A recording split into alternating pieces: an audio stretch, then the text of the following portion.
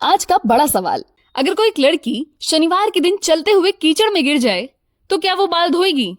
क्योंकि वो है एक option A religious, option B spiritual, option C superstitious, option D इनमें से कुछ नहीं। इसका सही जवाब आपको जिता सकता है बहुत सारी धनराशि। Hello everyone, welcome back to another episode of सुक्स टॉक्स। अगर आपको आज ये सुनते हुए अगरबत्तियों की खुशबू आने लगे तो चौंकना मत, क्योंकि आज बात ही ऐसी होने वाली है। 3 ऐसे शब्द जिनके बीच की गुत्थी सुलझाते सुलझाते हमारी जिंदगी निकल जाती है, रिलीजियस, स्पिरिचुअल और सुपरस्टिशियस।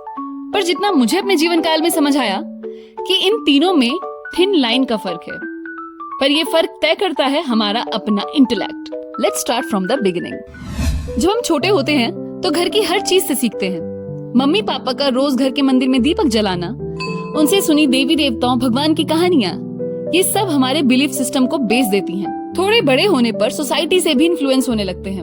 वर्शिप के कितने अलग अलग रूप हैं ये समझ आने लगता है, और जब इन्हीं के साथ समय समय पर थोड़ी छेड़खानी होती है तो बन जाते हैं सुपरस्टिशंस। फिर जब और बड़े हुए, इंटेलेक्ट डेवलप हुआ तो पता चला स्पिरिचुअलिटी भी कोई चीज है। मेरे मन में अक्सर सामाजिक मान्यताओं को लेकर सवाल उठते थे।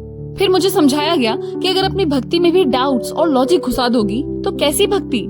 ईश्वर तो मन का भाव है। बात ये भी पूरी तरह गलत नहीं है। फिर एक दिन मुझसे एक टीचर ने कहा कि सुगंधा, जब दुनिया से मिले बिलीफ सिस्टम पर डाउट करोगी, उसके पीछे का कारण जानोगी, तभी मन में से सारे वहम दूर होंगे।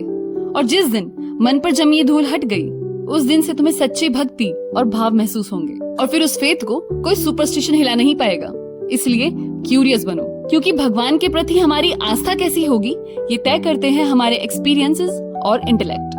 आपने शायद ध्यान दिया हो कि रिलीजियस और स्पिरिचुअल दोनों में ही एक चीज कॉमन है, faith in the supreme power. विश्वास की एक शक्ति है जिस पर हम रिलाय करते हैं, जिससे हम अलग अलग तरीकों से जुड़ने की कोशिश करते हैं। इसे योग गुरुओं ने नाम दिया ईश्वर प्राणिधान, और इसे रखा गया अष्टांग योग के सेकंड लिम्ब नियम में। इसका मतलब है अपने ईगो, डिजायर्स, एक्शन को सरेंडर करना भगवान के आगे। और इस बात को कभी ना भूलना कि हम सबके लिए एक ही रूल है, हम जो आज बोएंगे वो कल जरूर काटना पड़ेगा। फिल्मों में आपने सुना होगा कि ऊपर वाला सब देखता है। ये पूरी तरह से सच है। हम लोग एक कर्म साइकिल से बंधे हैं। अक्सर ऐसा होता है ना कि किसी को मेहनत का फल उम्मीद से ज्यादा मिलता है, किसी को बहुत कम। फिर हम खुद को ये सोचकर बहलाते हैं कि यार वो लकी है, भगवान ने उसकी सुन ली। तो मैं ये मिथ दूर करना चाहती हूँ। मैंने आज तक कहीं नहीं पढ़ा कि भगवान पार्शियलिटी करते हैं। वो खुश हैं इसलिए किसी के साथ अच्छा नहीं होता, बल्कि ये हमारे ही पुराने यानी प्रीवियस और करंट लाइव्स के ही कर्मों का फल है, जिसे हम लकी या अनलकी कहते हैं। मतलब ये कि आज जो लक बनकर सामने आया है वो पहले की गुड डीड्स का ही रिजल्ट है, और कुछ गलत हुआ है तो गलत कर्मों का ही परिणाम है। हाँ, बीच का टाइम पीरियड कम ज्यादा हो सकता है, पर वो टाइम आएगा जरूर। यानी अगर कोई आज आपके साथ बुरा करके खुश है तो वो हमेशा खुश नहीं रहने वाला। बस उसे उतना ही वो सुखद समय मिलता है जितना पेड़ लगने के बाद उस पर फल आने तक। सो है फेथ।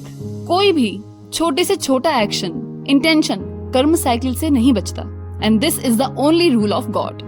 इसी कॉन्सेप्ट को गीता के शुरुआती 6 चैप्टर्स में क्लियर किया गया है कर्म योग के रूप में, और फिर समझाया गया भक्ति योग। ईश्वर भक्ति को और गहराई से समझना है तो बीच के 6 चैप्टर्स आपको सब बताएंगे। तो बस आज के लिए इतना ही। फिर आऊंगी एक नई पुरानी सी बात के साथ। तब तक बेटा अच्छे कर्म करो, तभी फल की चिंता नहीं होगी। बाय।